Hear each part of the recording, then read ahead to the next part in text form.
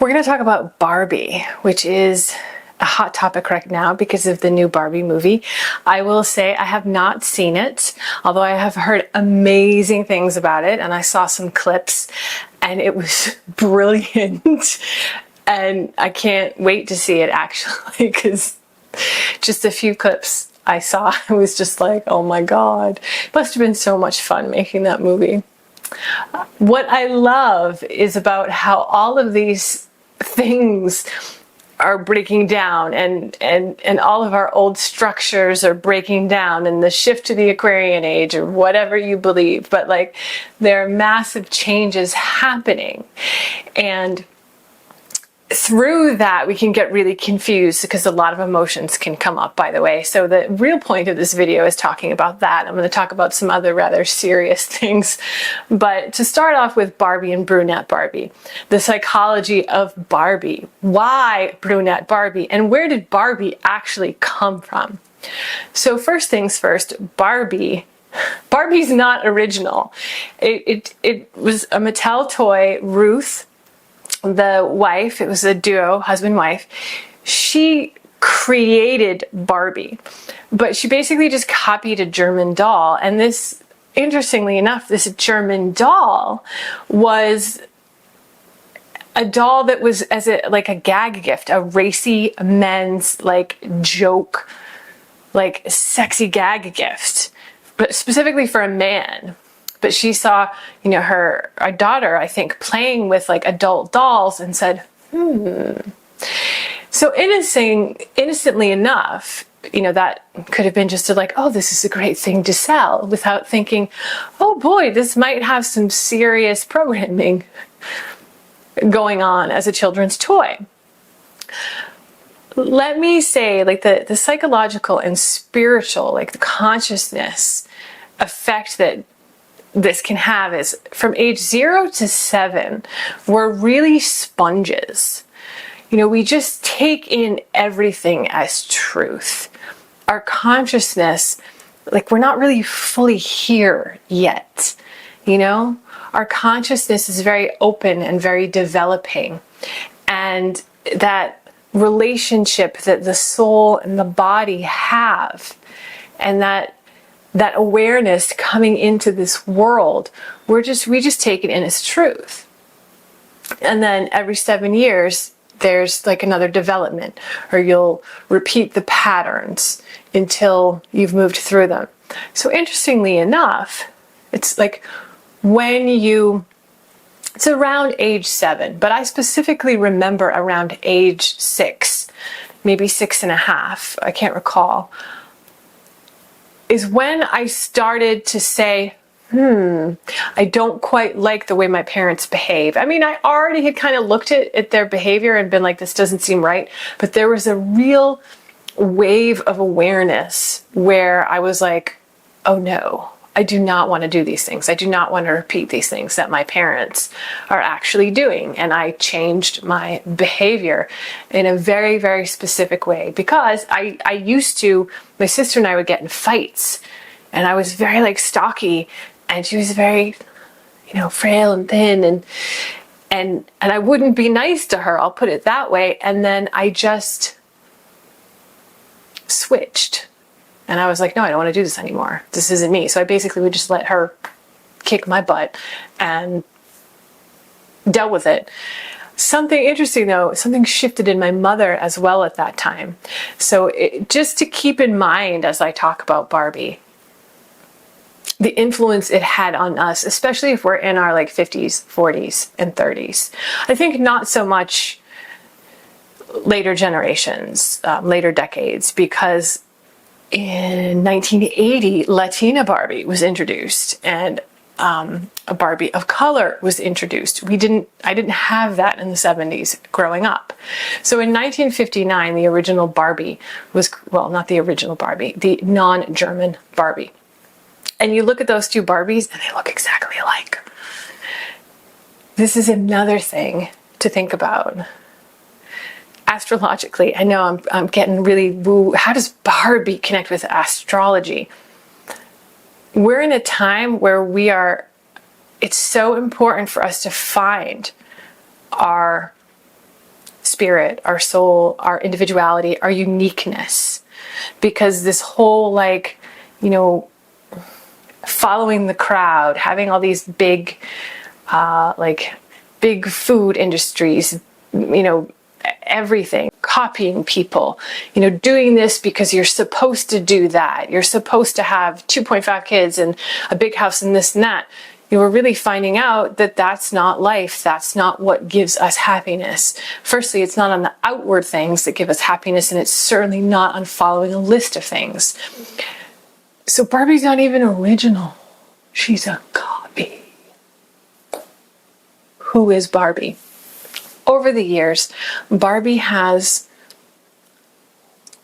thankfully, is now in, I forget how many different skin tones, I think 7 different body types, all, you know, just all different. She's had 250 careers. I'm surprised there's only been Ken,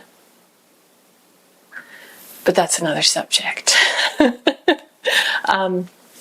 So Skipper Barbie is her younger sister, and she also had a friend, I think, called Christy, that was her brunette friend. What I have noticed, and what I remember feeling growing up, because I never had a brunette Barbie, I only had blonde Barbie. And maybe I didn't think about it too much, but when I look at the description for Skipper Bobby, Skipper Roberts, I think it is, what the description is now, who she is now. I don't know what the original description of her younger sister was. I highly doubt it's what I'm about to say. But this was like what I was 20 years ago. Purple hair, although I had blue hair. She likes technology. I was studying web design from like age 17 in college prep courses. She's a scratch DJ. I started DJing vinyl in 1997, and I toured all through college and got paid and was DJing raves and DJing to thousands of people. It was great. And like, she likes art and stuff like that. And I was like, wow, this sounds just like me when I was like 17, 18, and 19. In school, blue hair, weird girl, weird artist girl, love technology. Everybody always asked me how to fix their computer. Wow. What I felt, though, is that brunette Barbie had more freedom in her choices. It was like, well, you were brunette, so you're not Barbie. Like, you don't have to worry about being this perfect blonde Barbie chick with like this perfect career and this perfect this and perfect that. You're just the younger sister, the brunette. You're just the brunette sidekick Barbie. So you get to do whatever you want. So there's a conundrum with that, because one, it gives you a lot of freedom to not worry about what anyone else thinks. But then the other side is, oh, you're brunette Barbie, you're just not as good.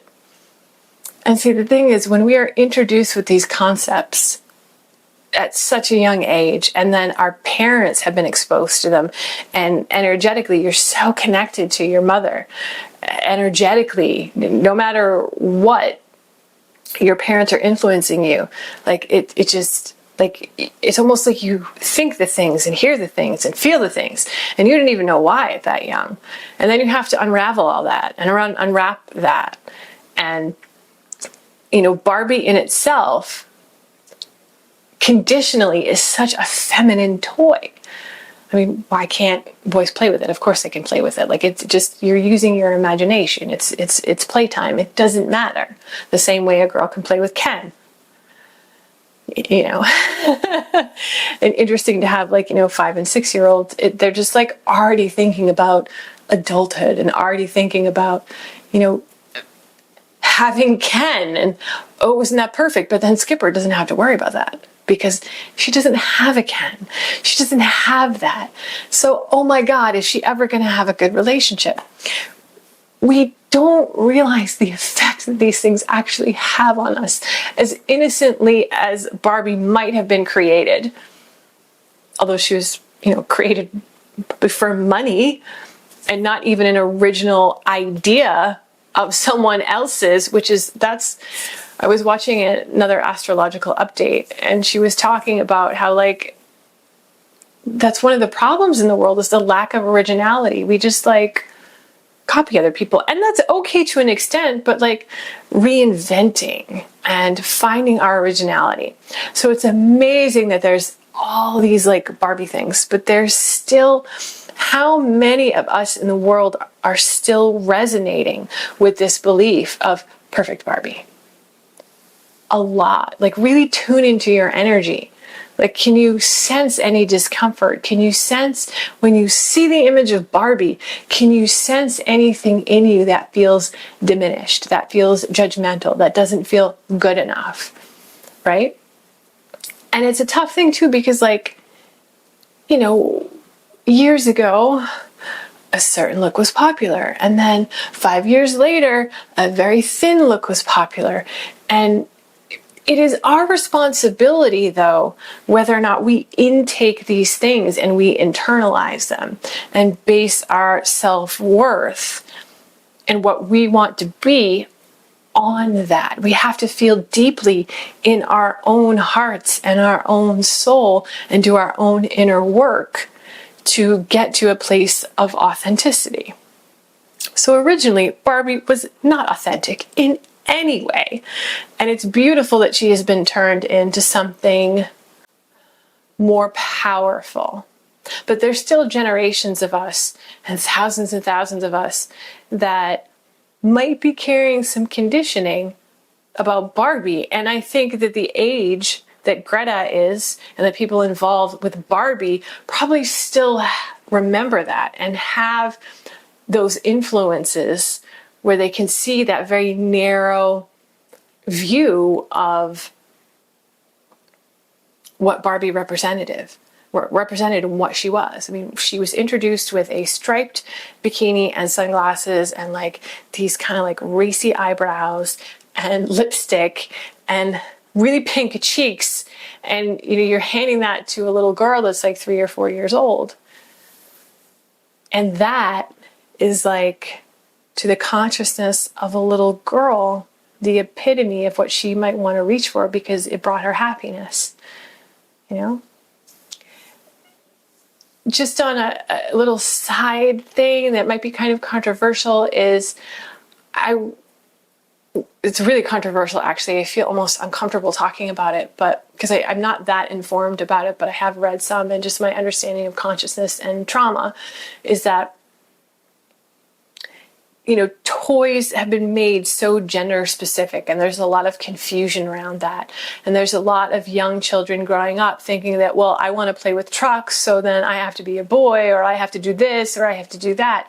When we all have masculine energy, we all have feminine energy, and anything that we're feeling that is out of place, so to speak, or judgmental, or hurting, or if we feel like we're hurting inside, that is not dependent upon the outside. That's not dependent upon what's going on outside of us, what our reflection is outside of us.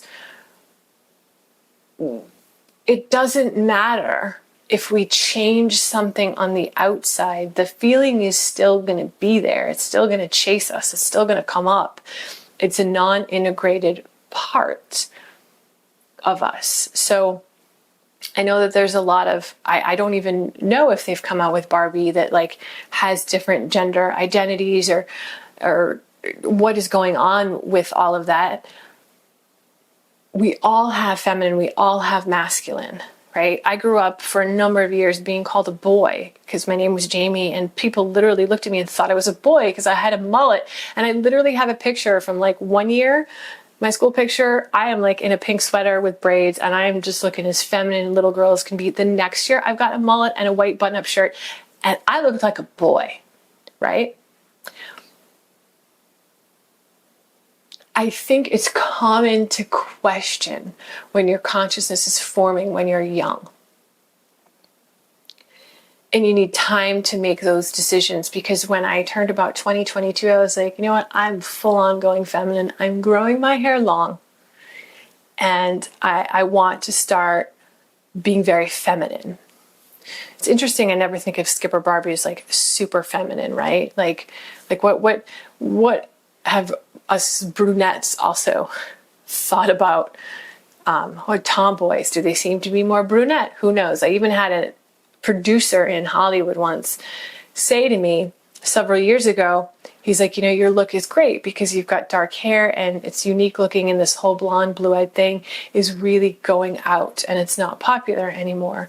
And I'm just like, doesn't that really stink that we even like think that way, that we even follow trends and we follow things on television or buy all this like influence that like, well, we have the look. And I don't like that as an actor either. I'm going on a tangent here. It's like, you know, what's your brand? How about your brand is just you? Like, who are you? You know, you get to pick and choose. You get to feel what you want to be, what you want to say. And we have to be able to muddle through what is the conditioning that has been served to us that's really not us. And then who we really are. And that is the greatest, most rewarding journey that only we can go on.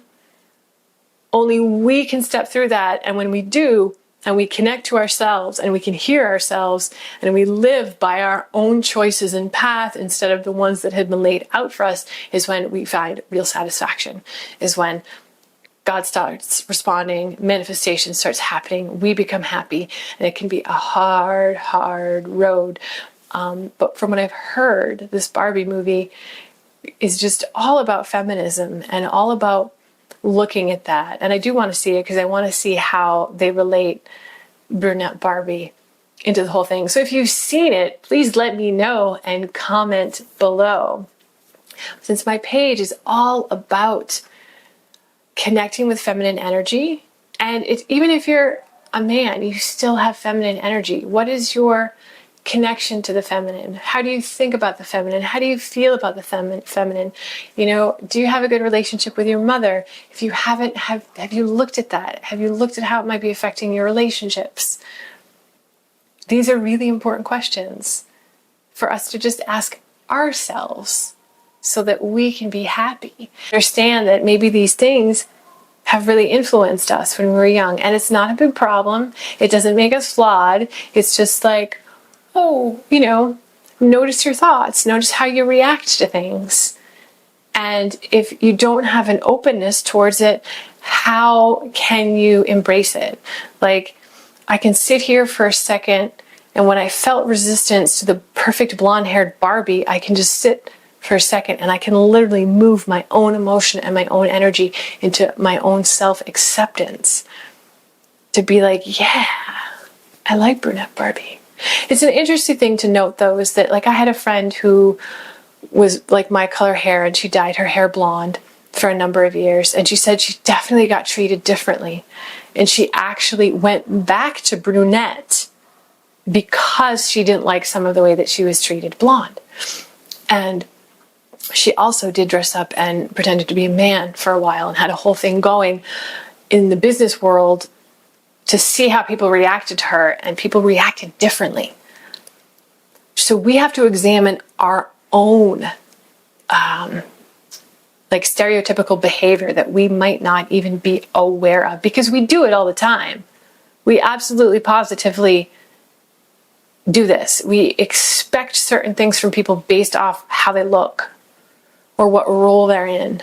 And if you open yourself up, you know, you open yourself up to opportunity to see, you know, like what, like why do I like people with dark hair?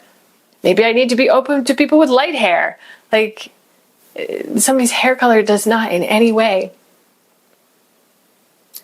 I think there was like that, what's the movie Legally Blonde, that also played on the blonde kind of like not intelligent thing and outward appearance. Like, I mean, how just sad is that? So it's great, Brunette Barbie gets to be smart, but I'm glad that we're transcending that. And I'm glad that I know the younger generations probably have a different perspective, because the Barbie movie was obviously made for adults.